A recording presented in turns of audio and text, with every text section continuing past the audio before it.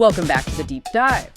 So today we're looking at a really interesting contrast. You've got these big corporate ESG reports, right? Glossy, full of numbers, gold. The ones that often feel a bit disconnected from reality. Exactly. And then on the other side, you have this small group of high school students just deciding to, well, roll up their sleeves and skip the paperwork. We know you're here for insights that are quick, meaningful, genuinely useful, not just, another report summary. So our mission today is a proper deep dive into the sources behind this youth ESG campaign in South Korea. We're talking about the ACTizens from Salt International School. It's this compelling story of how some teenagers basically started schooling the corporate world on real accountability. Yeah, and it's important to set the scene here. Why did these students even feel the need to act? Well, it comes down to a pretty significant lag in performance. Despite all the global buzz around ESG, environmental, social governance, and the big players in South Korea, well, they weren't really measuring up. How so? What are we talking about specifically? Okay, so look at MSCI, the big global ratings agency. They assessed Korea's major firms recently, and the average ESG rating, it came back as BBB. BBB. What does that actually mean in practice? Is that good, bad, average? I guess it means moderate risk. Yeah. But really it signals that a company's approach is probably reactive. Like, they're doing things because regulations say so, not because it's deeply embedded. And compared to international best practices, it's definitely below par for companies aiming for proactive ESG leadership. Right, so the corporations are sort of stuck on compliance, maybe not fully committed yet. But the issue isn't just in the boardrooms, is it? There's an education piece missing, too. Absolutely. That's a crucial part of the context. UNESCO put out a report in 2023, and it highlighted that Korea, unlike more than half of other OECD countries, doesn't really have a systematic way of teaching ESG concepts in schools. Oh, okay. So if the next generation isn't learning this stuff properly, how can you expect the corporate world to magically get better down the line? It just compounds the problem. So that's the perfect storm, isn't it? Corporations are lagging, and the education system isn't preparing the future workforce for this. And that's where the students stepped in. When the system failed them, they kind of built their own. They called it the REESG project. So let's unpack this.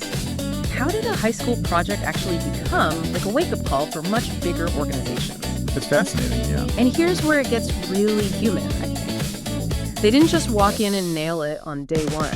The sources show their first instinct was actually to copy the adults, mimic the corporate approach. That's right. Their very first attempt involved creating this huge, detailed ESG checklist for the whole school. Trying to score everything. The checklist approach. Paperwork first. Exactly. A compliance document, pretty much. And that didn't work out so well. No, not really. And that initial failure, that was their big aha moment. They found out what lots of big companies discover the hard way. A report or a checklist, no matter how thorough, doesn't automatically create change. Not if the culture isn't there. They realized that making checklists and chasing scores, it felt like just jumping through hoops. It wasn't real. It could even lead towards, greenwashing or just doing the minimum. Compliance just for the sake of compliance. Precisely. So that insight really shaped everything that followed.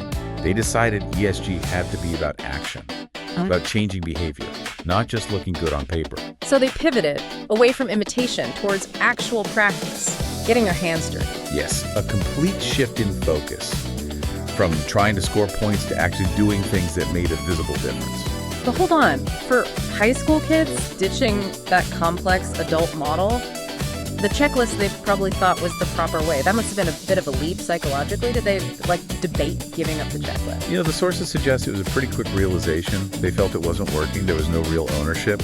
The moment it felt like just another set of rules imposed from outside, they knew they needed something else. Something immediate. Immediate, visible, and something the whole school community could actually get behind and feel part of. Which leads us straight to the E pillar, right? Environmental. Their zero food waste idea.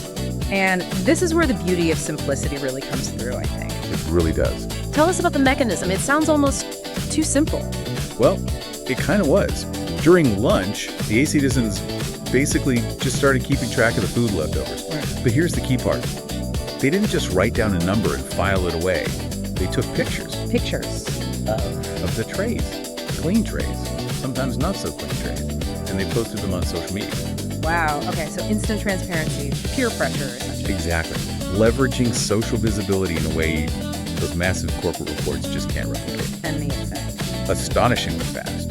The sources are clear on this. Yeah. After just 3 short videos went up online showing the tray situation, food waste plummeted dramatically. 3 videos. That's it. That's it. You really have to pause and think about that. 3 short posts achieved more, faster, than piles of internal memos or corporate reports often do in months or even years. That's incredible. And what's really interesting is, initially, the success wasn't even about the hard data itself. It was the social visibility, the cultural pressure. The feeling of being watched, maybe?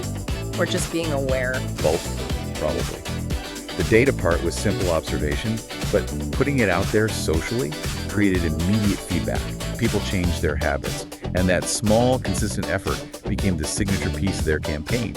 It just proved that very specific, targeted actions can absolutely demolish broad, vague goals every single time. Okay, so they cracked the code on E using visibility and peer culture. How did they apply that to this, the social pillar? That often feels a bit fuzzier, right? Often just box-ticking training. It does, yeah. And they tackled it head on. Think about those mandatory safety drills we've all endured. Yeah. Painfully dull, you just go through the motions. Right. So the ACTizens ditched that. They produced their own fire evacuation video. Using students. Using their peers, their own school building, making it feel urgent and real. Not just some generic cartoon or outside expert drumming. So ownership again. And relatability. Exactly. When it's external, it feels like an obligation. When it's peers creating content for peers, engagement and learning just shoot up. They made it realistic, personal. Turning compliance into actual competence. That's a huge lesson for any organization struggling with mandatory training that nobody pays attention to. Okay, E&S covered. What about governance? The G. That's often the most opaque part of ESG, isn't it? All about internal processes. It can be, yes, but they made it transparent and actionable.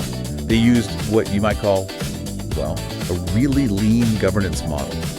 Minimum viable governance, maybe. How would that work? Instead of writing complex internal reports nobody reads, they used simple surveys right after school events or activities. Instant feedback. Instant feedback. Then here's the key. Again, they turned that feedback into a public report card. A report card for school events. Yeah. And not just vague stuff. The sources say it was specific, like a simple dashboard. Red, yellow, green. Tracking off. Things like, were the event logistics smooth? Was communication clear? Do people feel included? Simple, direct questions. And they published the results for everyone, students, faculty to see. That's brave. Public accountability. It really is. And it raises that question for any organization listening.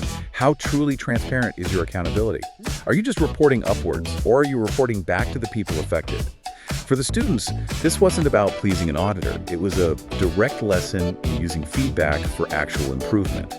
Linking action to results, not just dropping comments in a suggestion box to disappear. Okay, so environment through peer pressure, social through relatable ownership, governance through transparent dashboards. That's impressive. But the story doesn't stop there, right? This project evolved. They started looking at technology, AI even. That's right. Building on that success, the ACTizens are now developing an AI system. Okay, now I have to admit I feel a slight twinge of skepticism here. They started so simply focused on action. Now AI. Isn't that getting complicated again? Becoming the thing they initially reacted against? That is a brilliant question, and it's a fair one. But the crucial difference is the purpose behind the tech. Oh, so? They're not building AI just to generate a fancy score for a report they can wave around. They're building it to automate the simple action they already proved works and to get deeper, usable insights from it. Okay, explain the function. What does the AI actually do? So it's designed to automatically track and analyze the cafeteria waste in real time, using cameras, image recognition, machine learning. Instead of kids manually watching the trays. Exactly. Automating the tedious part, making it more accurate, and generating a constant stream of data. This allows for predictive modeling, understanding waste patterns. So the tech serves the action. It doesn't replace the core idea of reducing waste. Precisely. It scales it. And if you look at the bigger picture, this is how youth-driven projects can grow into structured, sustainable systems. The AI won't just spit out a waste number. The plan is to feed that data directly back into classroom lessons teaching about supply chains, food systems. Practical application. And importantly, turning it into concrete suggestions for the school cafeteria. How to plan meals better, how to buy supplies more effectively. It closes the loop. Data-driving decisions, which is what good governance is supposed to be about. Exactly. a mature, self-correcting system built from the ground up based on a simple, actionable idea. Okay, let's pull this all together then. What's the core message here? Well, I think it's this.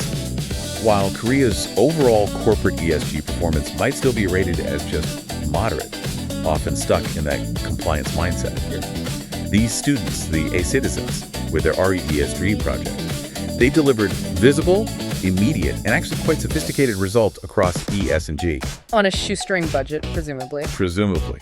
They basically proved that the biggest barrier to ESG progress isn't necessarily complexity or lack of resources. It's often just inaction. Or maybe doing the wrong kind of action, focusing on reports over results. And we have that quote from one of the students, Hayo Lee, which really captures it, doesn't it? It does. She said, "We realize that if we want real change, we can't just wait for adults or companies. We have to be the solution. Even small steps like tracking food waste can build into something bigger." It's powerful stuff. And the challenge they throw down, really, to everyone listening, especially those in the sustainability field, is incredibly simple. Which is? Practice what you preach. Prioritize visible action and cultural change over just, perfecting the paperwork. That really seems to be the core lesson from this deep dive. The real gap in hitting ESG goals, whether it's a school or a huge multinational. It's often not about missing information or even budget constraints. It's about a lack of focused, consistent action. Action that people can see that creates real results and sparks those cultural shifts. Absolutely. So maybe let's leave everyone with a thought for the week. A challenge, perhaps. Go for it. Yeah. Given that these students got real, immediate change from tiny, visible actions like those 3 social media videos slashing food waste, what's one small, maybe even non-reportable action you could take this week in your own life or in your team or organization? Something that delivers a visible, immediate result for sustainability or governance. Something that cuts right through the usual process and just makes a difference to you.